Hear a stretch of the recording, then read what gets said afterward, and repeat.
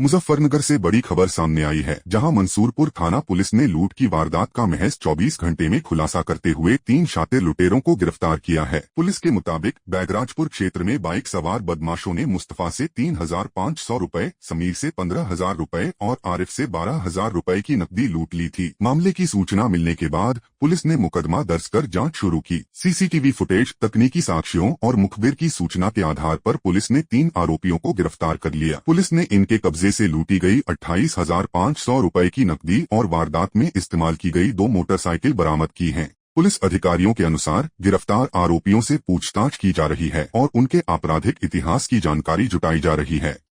देखिए, 6 जुलाई को वादी श्री मुस्तफा द्वारा थाना मंसूरपुर पर आकर ये अवगत करवाया गया था कि उनके साथ शाम 5 बजे के आसपास एक लूट की घटना कारित हुई है, जिसमें उनके कुछ पैसे चले गए हैं। तो इस घटना के सफल अनावरण हेतु सीओ खतौली के निर्देशन में एक टीम का गठन किया गया था, जिन्होंने बेहतरीन काम करते हुए महज 24 घंटे में तीनों इस घटना का सफल अनावरण किया और तीनों लुटेरों को पूरे जो लूटे हुए पूरे 28,500 रुपए उसके साथ गिरफ्तार किया है। और इन तीनों लुटेरों को गिरफ्तार करके आज थाना मंसूरपुर पुलिस ने माननीय न्यायालय के समक्ष आज पेश किया।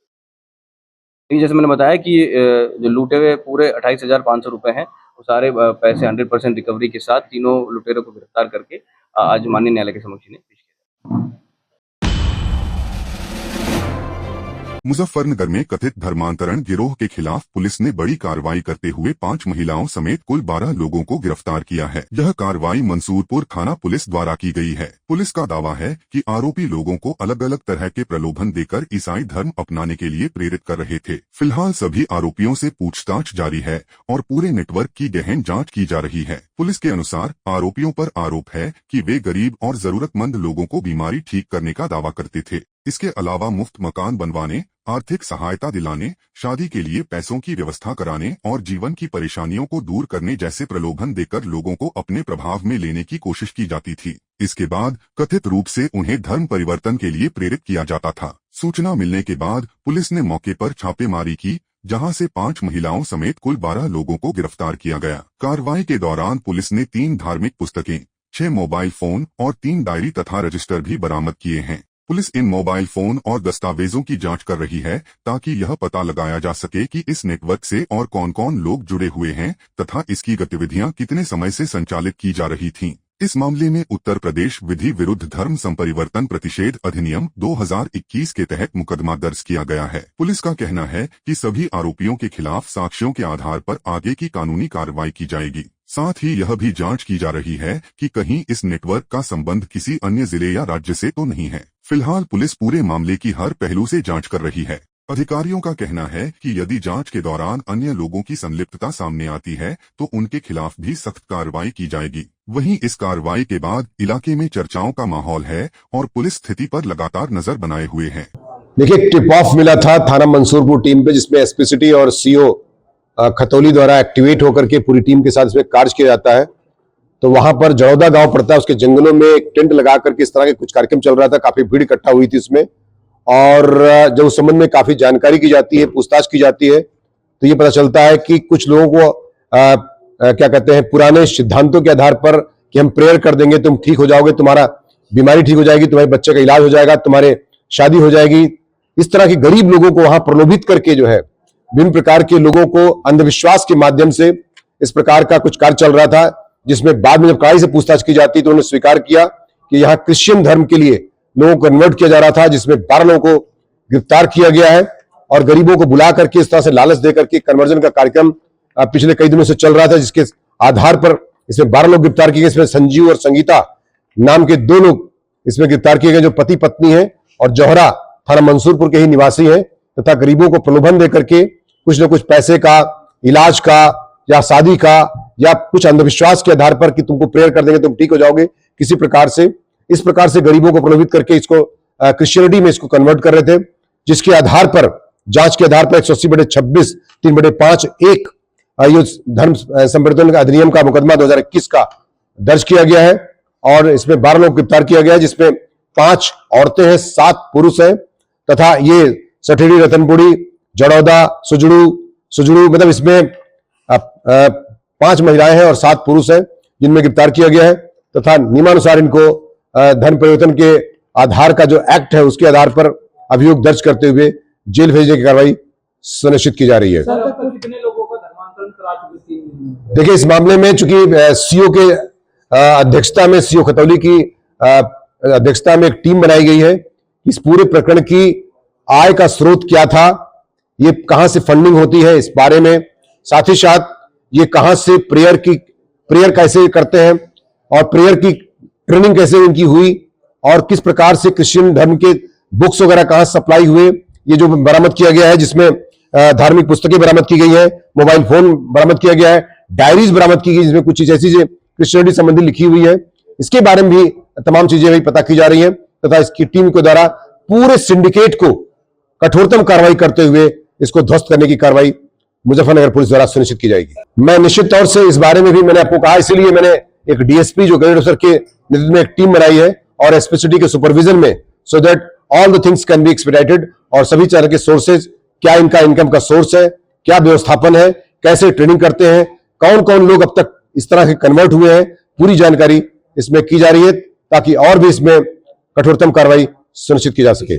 यहां पर एक मोनीश नाम के व्यक्ति का नाम आया है, जो कि जो है जिसको पोस्टर कहा जाता है, उस व्यक्ति का नाम आ रहा है, जो कि इस तरह से ये लोगों को इकट्ठा करके इस तरह के कार्य का संचालन करवा रहा था। मुजफ्फरनगर से बड़ी खबर सामने आई है, जहां मयूर पिच्छी को लेकर दिए गए कथित बयान के विरोध में जैन समाज ने नाराजगी जताई है। जैन एकता मंच युवा शाखा और सकल जैन समाज के पदाधिकारियों ने जिलाधिकारी के माध्यम से राष्ट्रपति, प्रधानमंत्री और राष्ट्रीय अल्पसंख्यक आयोग के नाम 10 सूत्रीय मांगों का ज्ञापन सौंपा। समाज ने पूर्व केंद्रीय मंत्री मेनका गांधी से अपने बयान को वापस लेने और बिना शर्त सार्वजनिक माफी मांगने की मांग की है। जैन समाज का कहना है कि मयूर पिच्छी अहिंसा और जीव दया का प्रतीक है, जिसे प्राकृतिक रूप से झड़े हुए पंखों से बनाया जाता है। ज्ञापन में सम्मेद शिखर जी, गिरनार जी और पालिताना जैसे जैन तीर्थ स्थलों को विशेष धार्मिक स्थल घोषित करने, संतों की सुरक्षा, जैन कल्याण बोर्ड के गठन और धार्मिक भावनाओं को ठेस पहुंचाने वालों पर कार्रवाई की मांग की गई। इस दौरान जैन समाज के कई पदाधिकारी और बड़ी संख्या में लोग मौजूद रहे। जैन पीएम कार्यालय पर ज्ञापन की बनाया था। आप ये ज्ञापन माननीय मेनका गांधी द्वारा गलत स्टेटमेंट, एक अहिंसक समाज के ऊपर हिंसा का आरोप लगाया, जिस धर्म के अंदर पानी छान के पिया जाता हो, फूल के अंदर भी फूल को तोड़ने में हिंसा मानी गई हो, पेड़ के अंदर जीव माना गया हो, वो कैसे मोर को मार सकता है? मैथमेटिक्स भी शायद नहीं आता, 15,000 मोर बता दिए, 15 लाख, 1500 साधु में कितने मोर मारे जाएंगे? कोई मैथमेटिक्स, जिस लेडी का खानदान ही सिखों के उसमें रहा हो, मेनका गांधी की बात कर रहा हूँ मैं, जब वो थी जभी तो हुए ये सारी बातें, कहने क्यों नहीं देते? क्या इसमें अगर सच्चाई नहीं है तो फिर ठीक है, जो खानदान रहा हो, जब मेनका गांधी का इन्होंने सिखों का नरसंहार किया हो, वो इसी बात कर रही है। अगर उन्होंने तथ्यों का ज्ञान नहीं है, पहले तथ्यों के ज्ञान से जो समझ ले, फिर हिंसा और अहिंसा की बात करें। कितने मुर्गे कटते हैं, कितने बकरे कटते हैं, कितना रोज हिंसा होती है, इस पे कोई ध्यान नहीं है। सिर्फ जो हमारे अहिंसक साधु हैं, जो पिंची मात्र रखते हैं, उनके लिए हिंसा और अहिंसा की बात कर रही है। शर्म आनी चाहिए मेनका गांधी को, और शीघ्र ही इस बारे में माफी मांगनी चाहिए। उन्होंने आश्वासन दिया, देखिए वो तो ब्यूरोक्रेस्ट है, वो तो एक हमारे ज्ञापन को ऊपर पहुंचाएंगे, लेकिन जल्द ही जैन समाज एक लंबे स्तर से इस पर अपना आंदोलन करेगा और सरकार को चेताएगा। यदि जैन समाज गलत है तो जैन समाज को सिद्ध करके दिखाए कि गलत है, यदि हम गलत नहीं है तो अपने में संशोधन करें, ये हमारी सरकार से मांग है। गुजरात एंटी टेररिस्ट स्क्वाड यानी ATS ने एक बड़ी कार्रवाई करते हुए जैश-ए-मोहम्मद से कथित संबंध रखने वाले 8 आरोपियों को गिरफ्तार किया है। जांच एजेंसी के मुताबिक ये सभी आरोपी गुजरात में आतंकी गतिविधियों के लिए अपना नेटवर्क तैयार करने की कोशिश कर रहे थे। समय रहते की गई इस कार्रवाई को सुरक्षा एजेंसियों की बड़ी सफलता माना जा रहा है। ATS के अनुसार गिरफ्तार किए गए 8 आरोपियों में से 6 बनासकांठा जिले के पालनपुर के भागल गाँव के निवासी हैं, जबकि बाकी आरोपियों को गुजरात और मध्य प्रदेश से गिरफ्तार किया गया है। फिलहाल सभी आरोपियों से गहन पूछताछ की जा रही है ताकि उनके नेटवर्क, संपर्कों और गतिविधियों के बारे में विस्तृत जानकारी जुटाई जा सके। जांच एजेंसियां यह भी पता लगाने में जुटी हैं कि आरोपियों के संपर्क किन लोगों से थे, उन्हें किस प्रकार की मदद मिल रही थी और उनका उद्देश्य क्या था। साथ ही उनके मोबाइल फोन, डिजिटल उपकरणों और अन्य दस्तावेजों की भी जांच की जा रही है। ताकि पूरे नेटवर्क का खुलासा किया जा सके। एटीएस का कहना है कि शुरुआती जांच में कई अहम सुराग मिले हैं और इस कार्रवाई से एक संभावित बड़ी आतंकी साजिश को समय रहते विफल कर दिया गया है। फिलहाल मामले की जांच जारी है और एजेंसियों को उम्मीद है कि पूछताछ के दौरान कई और महत्वपूर्ण जानकारियां सामने आ सकती हैं। सुरक्षा एजेंसियां पूरे मामले पर लगातार नजर बनाए हुए हैं।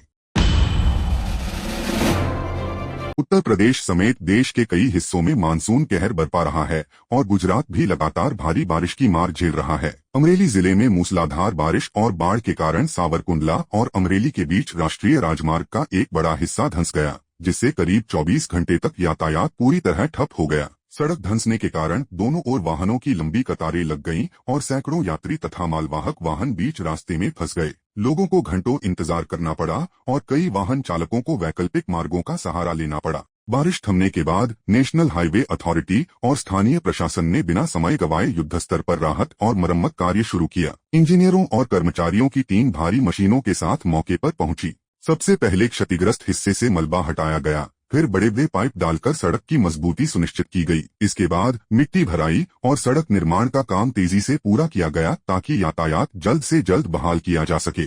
नेशनल हाईवे अथॉरिटी के डिप्टी इंजीनियर हितेश शियाल ने बताया कि पानी का स्तर कम होते ही मरम्मत कार्य शुरू कर दिया गया था और पूरी टीम लगातार काम में जुटी रही। अथॉरिटी की प्राथमिकता थी कि यात्रियों को अधिक परेशानी न हो और राष्ट्रीय राजमार्ग को जल्द से जल्द चालू किया जाए। लगातार 24 घंटे की मेहनत के बाद आखिरकार मार्ग पर यातायात दोबारा शुरू कर दिया गया। हाईवे खुलने से वाहन चालकों और यात्रियों ने राहत की सांस ली। हालांकि प्रशासन ने लोगों से अपील की है कि बारिश के मौसम में यात्रा करते समय विशेष सावधानी बरतें, मौसम विभाग की चेतावनियों पर ध्यान दें और जलभराव या क्षतिग्रस्त सड़कों से गुजरने से बचें। फिलहाल प्रशासन पूरे इलाके पर नजर बनाए हुए है ताकि किसी भी आपात स्थिति में तुरंत कार्रवाई की जा सके।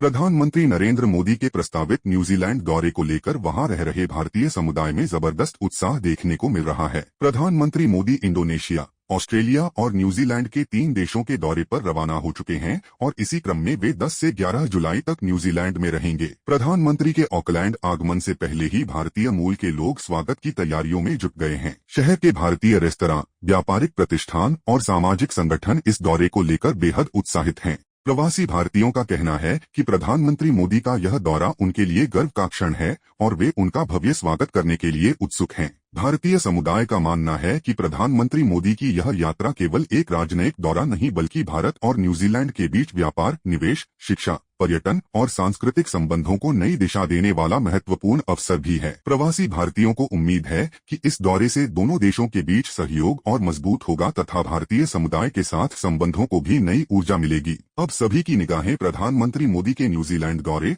और वहां होने वाली महत्वपूर्ण बैठकों पर टिकी हुई हैं।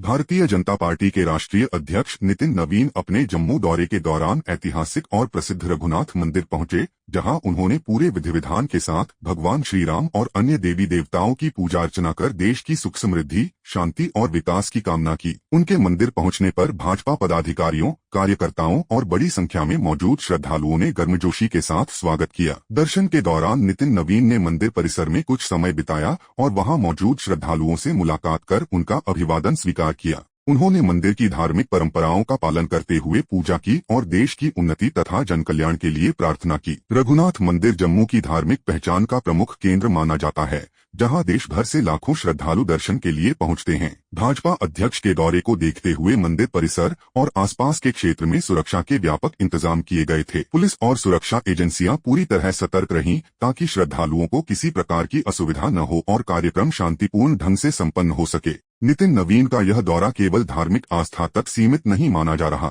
बल्कि इसे संगठनात्मक गतिविधियों और जम्मू कश्मीर में पार्टी के जनसंपर्क अभियान से भी जोड़कर देखा जा रहा है। दर्शन और पूजा अर्चना के बाद उन्होंने पार्टी नेताओं के साथ मुलाकात की और अपने निर्धारित कार्यक्रमों के लिए रवाना हो गए। उनके दौरे को लेकर भाजपा कार्यकर्ताओं और स्थानीय लोगों में खासा उत्साह देखने को मिला। जो अपने निर्दोष लोगों को बम ब्लास्ट में घायल हुए थे और गुजर गए, उन परिवार को न्याय मिला है पर अभी अधूरा मिला है। जब तक उनको फांसी नहीं मिलेगी तब तक हमारा न्याय नहीं मिलेगा। और पूरे अहमदाबाद में बम ब्लास्ट हुआ था, तो मैं देखा कि भाई पूरे अहमदाबाद में ब्लास्ट हुआ, तो मैं सिविल में सेवा करने गया और वहीं बॉम्ब फूटा और मेरे को 14 जगह पे छर्रा लगा और मेरे दोस्त लोग मेरे को देख गए और मेरे को चंद्रमणि में एडमिट किया। मेरा 14 जगह पे मेरे को छर्रा लगा, अभी पैर में एक छर्रा है। वहाँ भी अभी भी जाते हैं तो बहुत घबराहट होती है और दुश्मनी छूटती है। पहले भी वहाँ जो बॉम्ब हुआ था 2-3 महीना तो कान में से झंझनाहट नहीं निकली थी, ऐसा ब्लास्ट हुआ था।